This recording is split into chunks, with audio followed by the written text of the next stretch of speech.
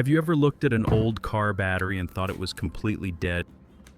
What if I told you there's a simple way to wash it and bring it back to life? Most of us have an old battery sitting in the garage or the shed covered in dust, and we figure it's useless. But before you toss it out or spend money on a new one, let me show you a little trick. With just a few household items, some patience, and the right steps, we can clean and recharge that battery so it works again. It's simple, it's cost-effective, and it might just save you a trip to the auto parts store.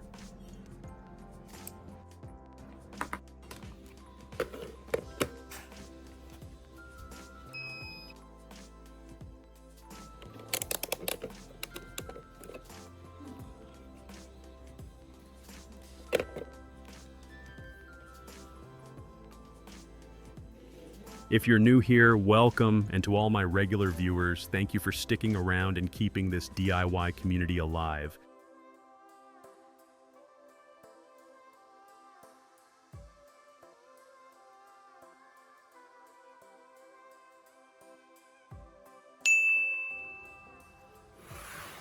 The first step is opening up the old battery.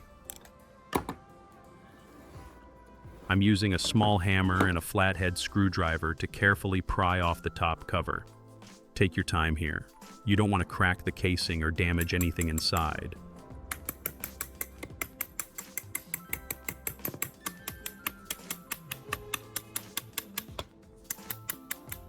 Once the lid starts to loosen, lift it up and take a closer look.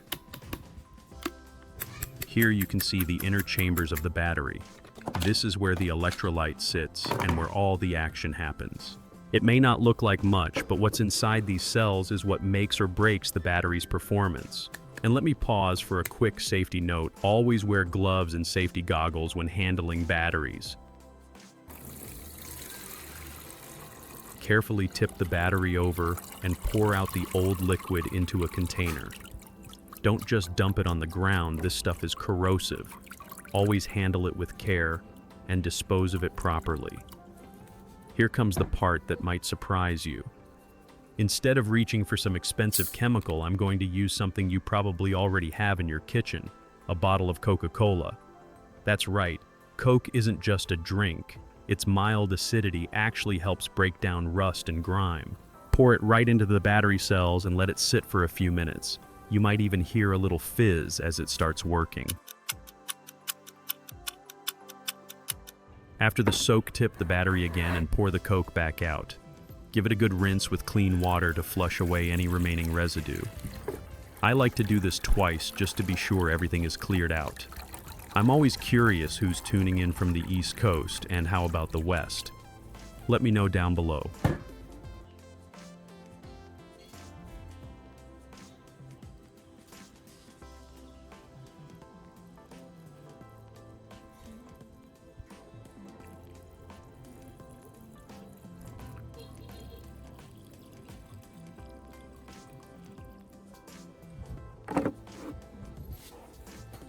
Cleaning them out and topping up with new electrolyte restores good conductivity, which means the battery has a real chance of working again.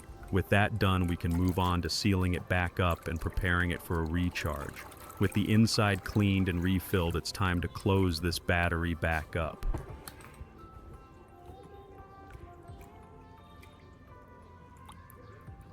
Once the inside looks clean, it's time to refill the battery with fresh electrolyte solution. This special liquid is what allows the battery to hold and deliver a charge. By replacing the old contaminated fluid with new electrolyte, you're essentially giving the battery a fresh start. Here's the simple science behind it. When the plates inside the battery are covered in gunk, the electrical current can't flow the way it should. I take a tube of clear silicone and run a careful bead all the way around the edge of the lid. Don't rush this step. Make sure the seal is even, because that's what will keep the battery safe and leak-free.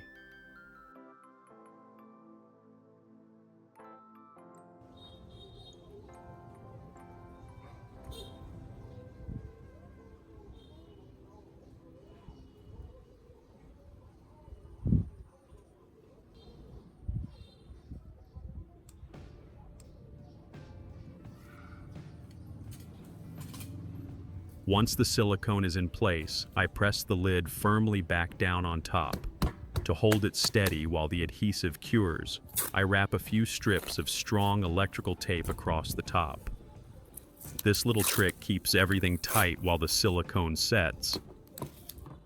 Now that the battery is sealed up, let's take care of the terminals, the two posts on top that connect to your car or your tools. Over time, they get corroded, rusty, and covered in grime, and that poor connection is one of the biggest reasons batteries stop working properly. First, I give each terminal a quick spray of WD-40. This loosens up the rust and helps break down any gunk that's built up over the years. You don't need a lot, just a short spray is enough to get the job done. Next, I grab a piece of medium grit sandpaper and start rubbing the first terminal. You'll notice the dull gray surface slowly turn bright and shiny again. That shine is exactly what we're looking for because clean metal means strong electrical contact. After a minute or two of sanding, the terminal looks almost brand new. I repeat the same process on the other post, a little WD-40, a good rub with the sandpaper, and wipe it down. It's simple work, but it makes a world of difference.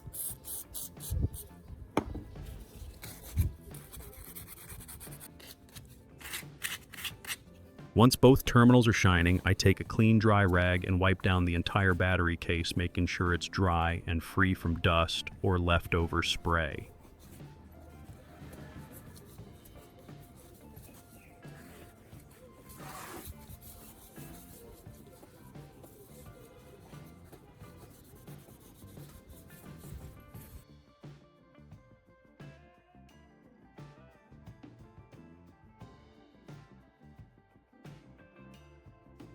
Now comes the most important step, giving this battery some life again with a proper charge. I hook up a standard battery charger red clamp on the positive post, black clamp on the negative. Then I set the charger for a slow, steady charge and let it run for about 3 hours. A slow charge is safer and more effective than trying to rush it.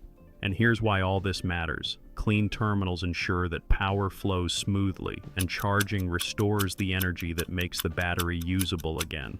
Together, these two steps bring back both the connection and the capacity.